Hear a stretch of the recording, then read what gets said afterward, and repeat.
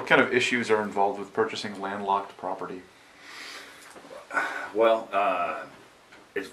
first of all, it's very difficult to get a loan on land, period, but a bank will not finance land if it doesn't have good legal access. So you have to have a gambler's mentality. If let's just take for instance, you have 10 acres in an area that's on average worth 10,000 an acre, so that's 100 grand.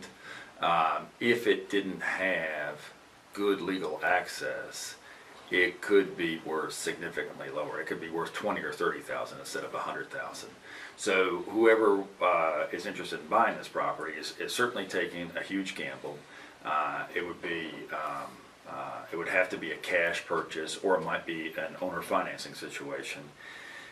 If they make that purchase, then they have to figure out how they're going to get legal access, and they can either buy it from somebody else, or they can trade for it, or what have you. But it's not something that you're probably going to cure in like 30 days. If you make that kind of a purchase, it could take 2, 3, 5, even 10 years before the adjoining properties are going to change hands, and you have somebody that's willing to sell or trade for that access. So it's definitely a gambler's mentality to purchase something like that. There's another way you could do it. Sometimes, it's fascinating, in Chatham County there's actually more land that doesn't have access than does have access. I mean, there's a couple different types of access. You have public road access, and then you have access by easement. So the majority of the land in Chatham County either is accessed by an easement, or it doesn't have legal access. What's unique to a rural area like this is that you have people that have lived on or used the property sometimes for 100 years, and you can tell them that they don't have legal access, but they have used that road for a very long time.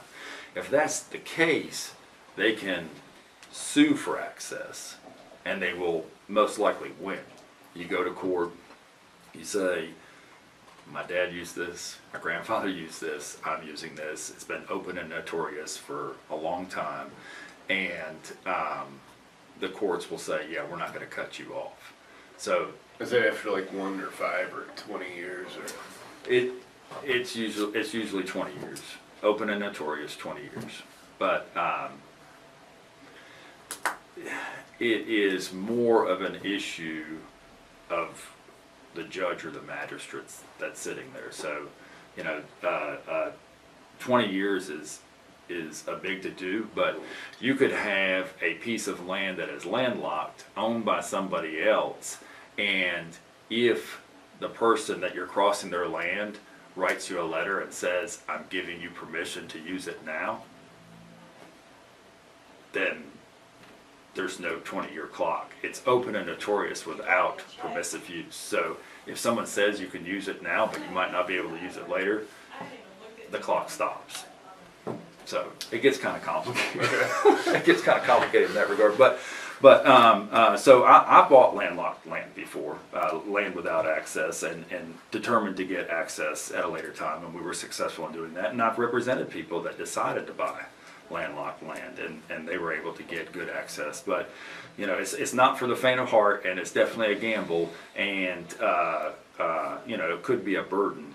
One of the unique things about North Carolina is you cannot be deprived of your timber rights. So if you have a big tract of land that has harvestable timber on it, North Carolina has laws and provisions where you're able to get in there. So someone will have to give you temporary access to be able to timber the property, but that doesn't mean you get to put a house out there. It's just temporary access. So it can still be considered a good investment to buy that land.